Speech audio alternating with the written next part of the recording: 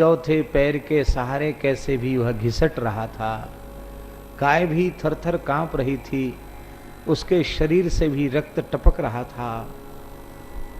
परीक्षित कभी सोच भी नहीं सकते थे कि मेरे राज्य में इस प्रकार का गो अपराध होगा। व्याकुल हो गए, ललकारा उन्होंने। वह राजवेशधारी कलयुग था और वह गो रूप धारणी पृथ्वी थी और वृषभ रूपधारी साक्षात धर्म थे।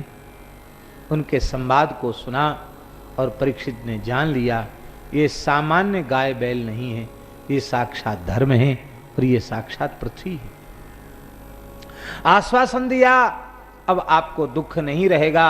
मैं प्रतिज्ञा करता हूं अपने राज्य में धर्म को चारों चरणों से परिपूर्ण कर दूंगा।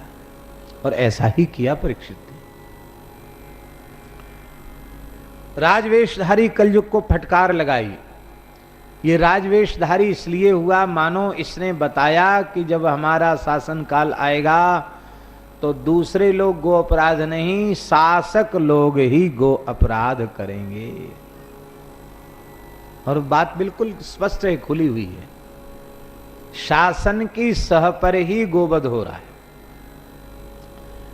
गोवध का पाप सबको लगेगा, जो भी यहां का अन्न जल ग्रहण कर रहे हैं सबको। उससे बचने का एक ही उपाय है, गो सेवा, गोरक्षण। गो सेवा करेंगे वो पाप से मुक्त होंगे। नहीं, सबको जवाब देना पड़ेगा भगवान के दरबार में। किंतु सबसे बड़ा गो अपराधी शासक है, जो कत्ल खानों को सब्सिडी दे रहे हैं और अधिक उसको कम कर रहे हैं।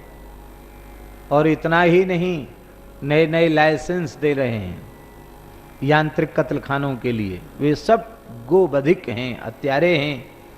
उन सबको भयंकर परिणाम इसका भोगना पड़ेगा। नाम लेने की आवश्यकता नहीं है। देश की स्वतंत्रता के बाद जिसके शासन काल में गोवध आरंभ हुआ और लगातार वर्षों तक चलता रहा, वह परिवार ही समाप्त हो गया गोवध के पाप से। प्रत्यक्ष देख लो। और ये बात बिल्कुल पक्की समझ लें, आज अथवा कल परिणाम अवश्य मिलने वाला है।